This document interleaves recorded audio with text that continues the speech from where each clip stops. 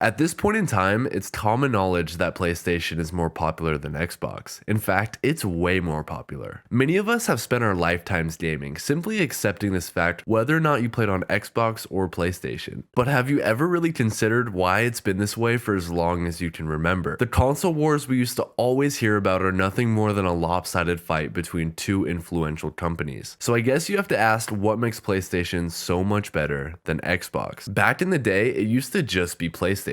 In fact, Xbox didn't even come into the picture until November 15th, 2001, a whole 7 years after the first PlayStation was released. And what's even worse is the original Xbox came out almost 2 years after the second PlayStation, which let me tell you was its direct competitor. Imagine today if the PS5 didn't come out until 2 years after the Xbox X. I think most people would actually make the switch to the Xbox in that case. So right off the bat, Microsoft came out on some bad footing, but they managed to sell 24 million copies, which is honestly really impressive. However, it's not too impressive when you compare it to PlayStation's absolute mega whopping 157 million copies sold worldwide. Honestly, that's pretty insane, making the PS2 the absolute best-selling gaming console of all time. The next closest console is the Game Boy, and the PS2 beat it out by 40 million copies.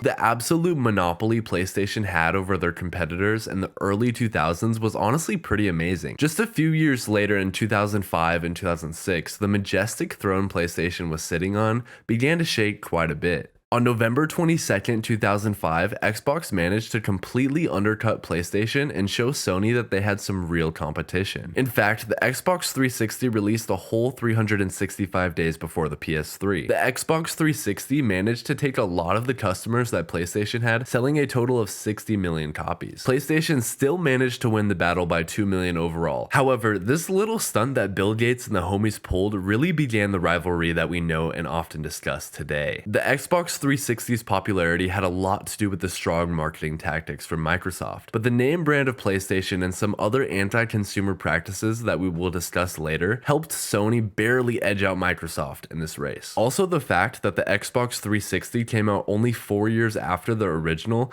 likely turned many potential fans from dropping even more money on a game system. Exactly 7 years after the release of the Xbox 360, the Xbox One was now out on the market. After making Sony lose their monopoly over the industry 7 years prior, the console wars debate was now reaching an all-time high. 90% of the population was fighting over PS4 or Xbox One. Here's how one of these debates would go as someone who experienced this phenomenon in elementary school. Bro, how are you on Xbox? The graphics are so bad. The graphics are the same. What are you talking about? No.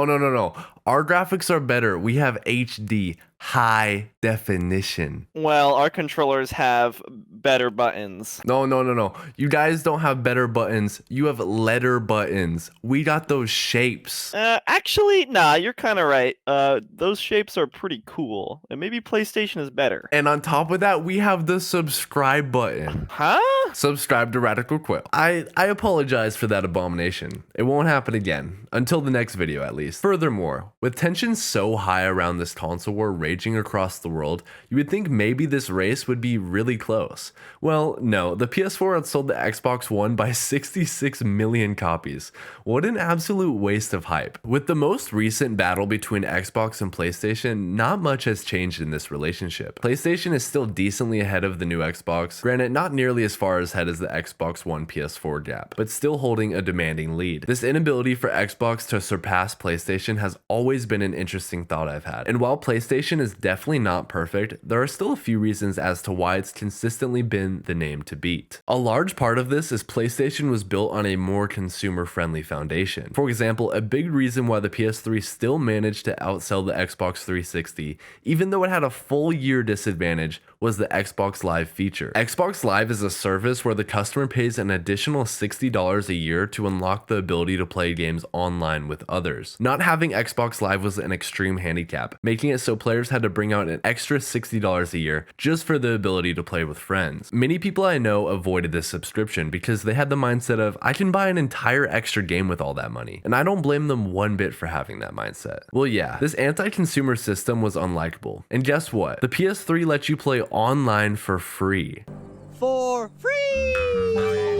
driving many people away from making the transition to Xbox. Nowadays, however, both companies charge the $60 fee to play online, likely to cover up the fact that selling consoles don't make them any money at all. This business practice showed consumers early on that PlayStation cared more about their money than Xbox did. Even if this did eventually change, they still made an effort to save gamers money. Another big flaw with Xbox that truly allows PlayStation to hold power over it is the lack of physical innovations that Xbox has. Now, let's play a fun game. Tell me the difference between these Xbox controllers. Aside from the first one, they all look exactly the same. Now, honestly, I prefer the gameplay and feeling of the Xbox controllers more. I have to admit that at least PlayStation has slowly improved the design over time, up until the PS5 where they tried something new. While this isn't the biggest issue in the world, I think PlayStation is just far better at keeping it fresh and making their designs feel new and futuristic, compared to Xbox just going for an increasingly simplistic and bland style. The new Xbox console is literally a refrigerator, and you cannot tell me otherwise. Compared to the sleek PlayStation design, it simply doesn't compare. Honestly, up until I had gotten a PC a few years back and become a fully fledged Discord moderator, I had always had Xbox consoles. And while I think the console wars are stupid because of the fact that they are the same product hidden behind different marketing, I have to admit PlayStation is just cooler nowadays. PlayStation is much more willing to take risks creatively,